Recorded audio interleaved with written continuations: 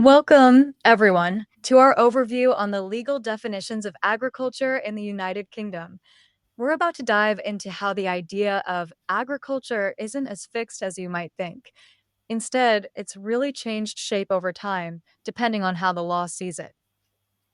That is spot on, and probably not something most people consider day to day, right? We're pulling all this from the document titled Legal Definitions of Agriculture in the UK, a comparative overview. There's no listed author here, but it's packed with details about the Agriculture Act of 1947 and the more modern Agriculture Act of 2020. Yeah, and the purpose is pretty clear.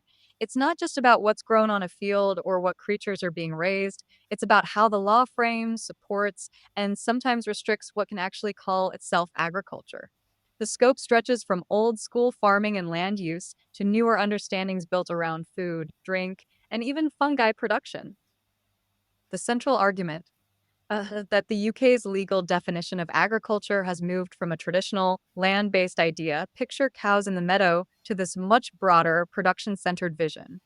And there's a lot riding on these definitions policies, funding, even who gets to call themselves a farmer. So, this is definitely important stuff, not just for farmers or lawyers, but for anyone interested in how our food systems adapt to change. With that in mind, where does this all begin? It really kicks off in 1947, right after the Second World War, a time when food security was top of mind. The Agriculture Act of 1947 gave a very detailed definition of agriculture, tying it closely to how the land was used. So you had farming activities like horticulture, meaning fruit and vegetable growing, seed growing, dairy work, and livestock keeping front and center. But it wasn't just about the crops or animals. The law actually spelled out types of land: grazing land, meadows, market gardens, even what they called osier land, which was used for willow trees and nursery grounds for young plants. If woodland was used as part of the bigger farming operation, that counted too. Wait, so woodland could be considered farming as long as it was part of something else, like raising animals or crops? Exactly. It was agriculture if it supported the rest of the farming activities. And what's interesting is this approach really reflects that post war context, where the aim was to maximize use of British land for domestic production, keep people fed, and make sure traditional farming activities didn't fall by the wayside. That's pretty comprehensive. And a bit rigid almost in how it tries to capture every variation. Why not just say growing stuff or raising animals? Right, but the specificity was about clarity and maybe even control. If you're a policymaker in 1947, you need to be sure of exactly what qualifies for support or for regulation. It also helped direct government help to certain types of land use over others.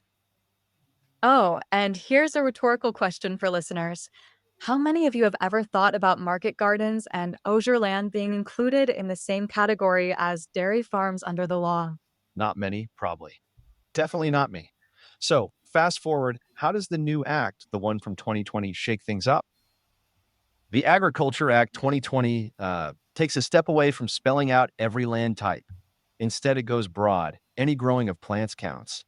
That specifically includes fungi, which was not part of the earlier definition, and raising any creatures intended for making food or drink. It's not so much about the land anymore, it's about the output. As long as you're producing something edible or drinkable, that's agriculture. Wait, so plants now covers everything, even fungi? Yeah, exactly. The 2020 Act actually spells that out. Plants includes fungi. Plus, seeds is expanded. So it's not just literal seeds in the sense of, say, wheat seeds. It also includes bulbs and whatever else you might start a plant from. That's really interesting. So, under this newer definition, mushroom farms are just as agricultural as like a traditional wheat field. Yep. And so are bug farms if they're for food. It all comes back to production. If the end goal is food or drink, it's covered no matter what the system or organism. That's a real reflection of agriculture's changing face in the 21st century. Think about all the innovation, hydroponics, vertical farms, maybe even lab grown foods in the future. The law is like trying to stay out in front. So, in a lot of ways, this is about future proofing the definition. The older law was built for a world where land was the heart of farming, but today, agriculture is happening in warehouses, in shipping containers, and who knows, maybe even underground. That makes me wonder, do you think broadening the definition like this changes who can access support or participate in agriculture policy? Like, could it be making way for whole new industries? Absolutely. With the law focusing on what gets produced instead of how or where it's done, there's room for all sorts of producers. The document really highlights that shift, framing it as modernization and diversification within UK farming. So, just to draw the line, the 1947 Act was more about traditional land based and activity based agriculture. The 2020 Act moves us to this output driven, product based idea. That shift is huge for policy, for farmers, and for anyone who's invested in UK food security or innovation. Right. So as we wrap up, we've seen how the legal idea of agriculture in the UK has grown up a lot, going from that detailed picture in the 1947 Act to something much more flexible thanks to the 2020 Act. Exactly. That evolution from focusing on land and set activities to embracing outputs like food and drink mirrors like the way technology and new practices are changing farming itself. It's all about keeping definitions relevant, right?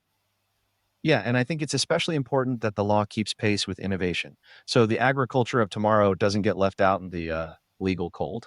Thanks for joining us on this overview. If you ever wondered what counts as farming or how laws adapt to new realities, well, that's the journey we've covered today. Take care, everyone. And remember, what counts as agriculture could be changing again sooner than you think.